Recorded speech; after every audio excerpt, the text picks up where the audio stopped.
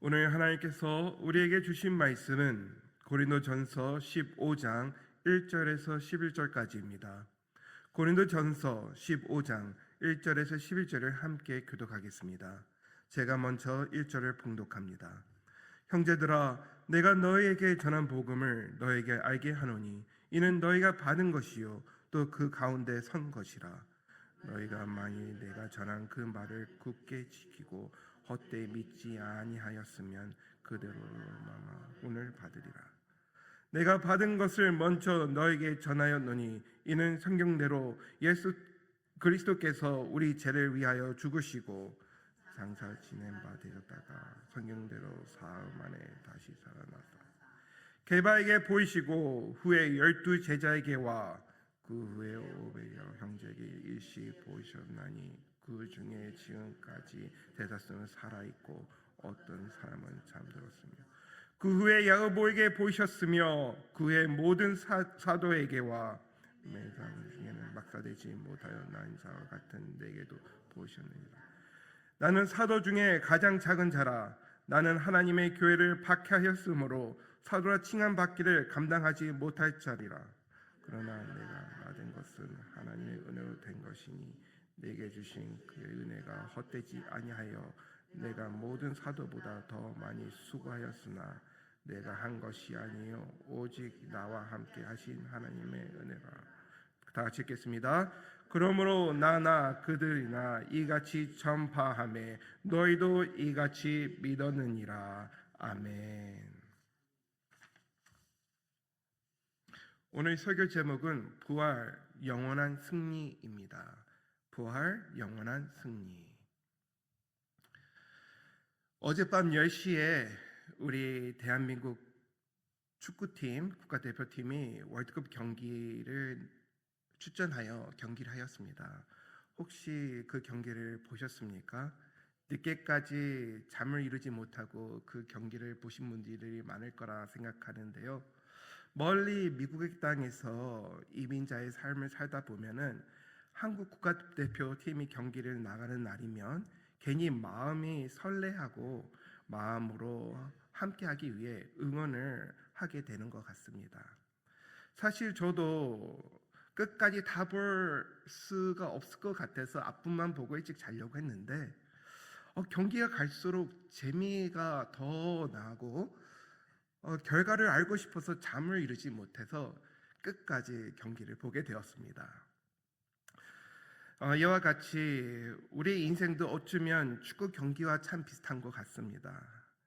과정은 치열하고 때로는 점수를 내주고 나면은 지칠 때가 있지만 결국 우리가 가장 궁금해하고 우리를 춤추게 만드는 것은 바로 최종 결과 아닙니까? 오늘 사도 바울도 본문을 통해 우리 인생이라는 거대한 경기를 바라보면서 파도같이 단번에 뒤바뀔 수 있는 역사적인 영적 결승의 점수 끝을 알고 있는 것입니다. 바로 예수 그리스도의 부활입니다. 그 부활을 선포하고 있는 것이 오늘 사도 바울이 선포하고 있는 본문의 내용입니다. 우리가 이 시간 오늘 새벽 예배를 통해 승리를 경험하고 또 오늘 하루 경기를 뛸 때에 미리 결과를 알고 뛰는 선수와 같이 여러분들의 삶 속에 여유와 기쁨이 차고 넘치는 발걸음으로 하루하루 살아가시는 여러분이 되기를 축복합니다.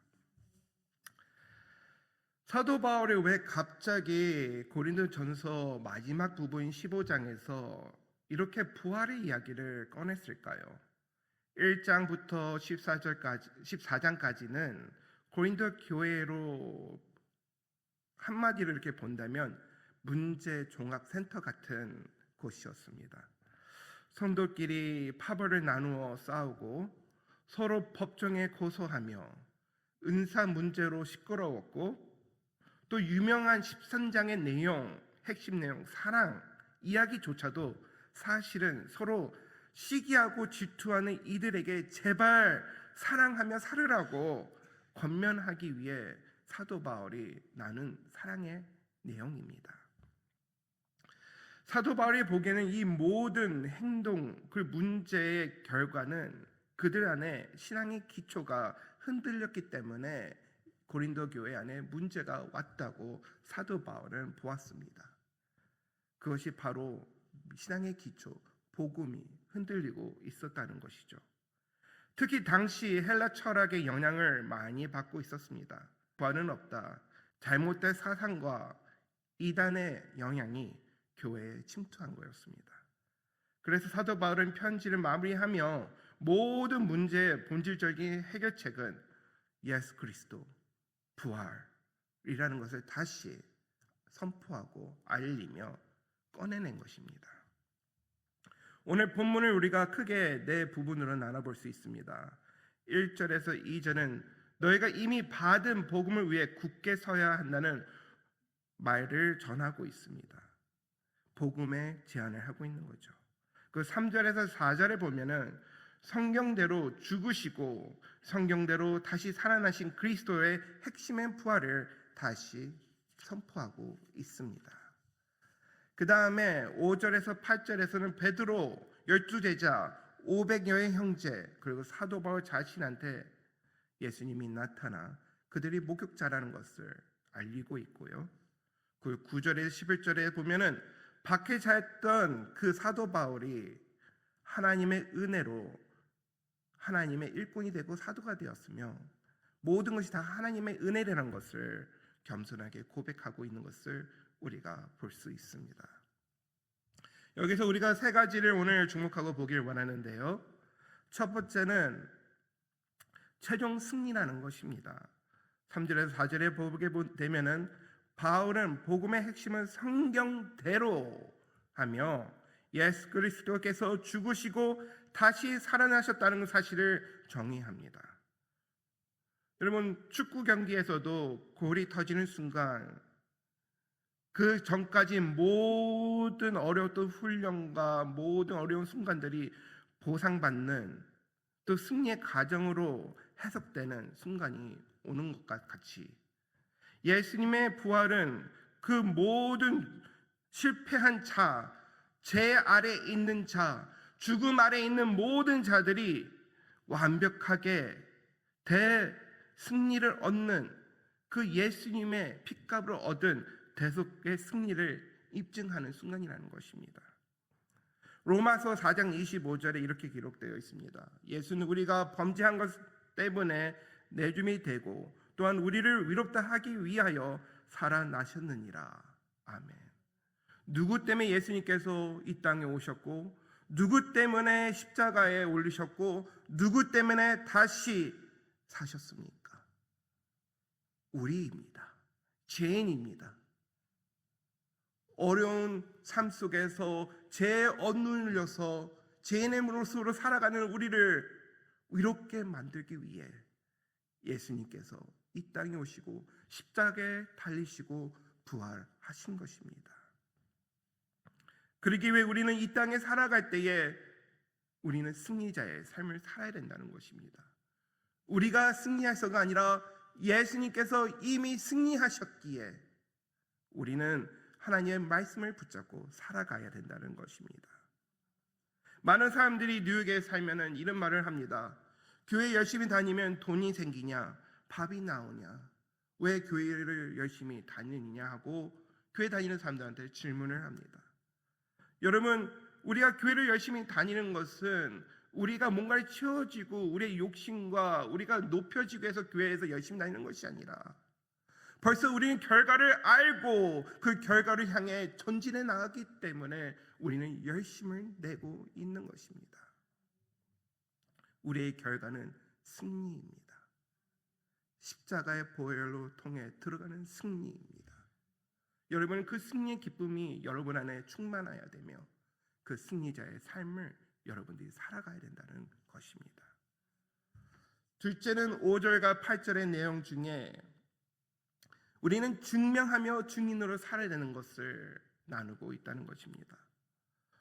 부활을 경험한 또 예수님을 만나게 된 제자들, 베드로와 500여 명의 형제, 그리고 맨 나중에 망석되지 못하여 난 자 같은 자신에게도 예수님이 나타나 증거를 보여주시고 자기도 예수님을 만난 증인이라는 것을 알려주고 있습니다. 지금 여러분들이 살고 계실 때에 누구를 나타내시며 살고 계십니까? 여러분은 무엇을 증거하며 증인으로서 살고 있습니까? 우리는 하루하루 살아갈 때에 내가 사는 것이 아니라 내 안에 살고 계신 예수님이 살고 있다는 것을 보이고 나타나며 증인으로서 살아야 된다는 것입니다. 예수님을 만나셨습니까? 사도 바울과 베드로와 500여의 형제와 같이 여러분들이 예수님과 깊은 관계를 하고 계십니까? 그러면 그들처럼 여러분들도 증인의 삶을 사시길 바랍니다. 잠잠고 있지 마시고 부끄러워하지 마시고 예수님 이름을 높이며 예수님만을 살아가는 우리 모두가 되기를 축원드립니다. 사도행전 13장 30절 30절 이렇게 기록되어 있습니다. 하나님이 죽은 자 가운데서 그를 살리시니라. 그들이 이제 백성 앞에서 그의 증인이리라. 여러분, 우리는 많은 사람들 앞에서 하나님을 높일 수 있는 증인의 삶을 살아야 된다는 것입니다. 세 번째는 9절과 11절에 있는 부분인데요. 나의 나된 것은 하나님의 은혜라는 것입니다. 과거에 교회를 박해했던 바울이 사도가 된 것은 그가 뛰어난 머리를 가지고 또 리더십이 있어서가 아니라 하나님의 은혜 때문이라는 것을 고백하고 있습니다. 여러분이 이 자리에 있고 지금 여러분이 된 것이 여러분의 힘과 능력으로 된 것입니까? 다 하나님의 은혜입니다. 우리가 이 자리에서 숨을 쉬고 있으며 말씀을 듣고 찬양하고 열심히 믿음 생활하며 승리자의 삶의 길을 걸어갈 수 있는 것은 하나님의 은혜라는 것입니다. 우리의 과거를 돌아보지 마시기 바랍니다. 우리가 어떤 어두운 과거의 삶을 살더라 할지라도 십자가의 보혈로 우리는 누구나 다 거룩한 백성이 될 수 있고 의인이 될 수 있습니다. 승리자의 삶, 부활을 경험한 증인의 삶을 살아가며 오직 주님만을 높이는 우리 모두가 됐을 때에 우리는 우리의 입술로 나된 것은 내가 된 것이 아니라 하나님의 은혜라는 것을 고백할 수 있을 것입니다. 2000년 전에 그냥 어떤 역사적으로 기록된 예수님의 이야기가 아닙니다. 지금도 성령으로 여러분 안에 거하시고 계신 그 사실, 하나님의 은혜가 있으신 걸 믿으십니까? 고린도후서 13장 5절에 예수 그리스도께서 너희 안에 계신 줄 너희가 스스로 알지 못하느냐 하고 묻고 있습니다. 부활신앙이란 단순히 과거의 승전보를 믿고 있는 것이 아닙니다. 지금 나와 함께 뉴욕의 거리를 걷고 계신 주님을 인격적으로 누리는 것입니다. 내 힘으로 거친 파도를 견뎌내는 것이 아니라 내 안에서 사시는 그리스도의 능력으로 오늘을 이기는 것입니다.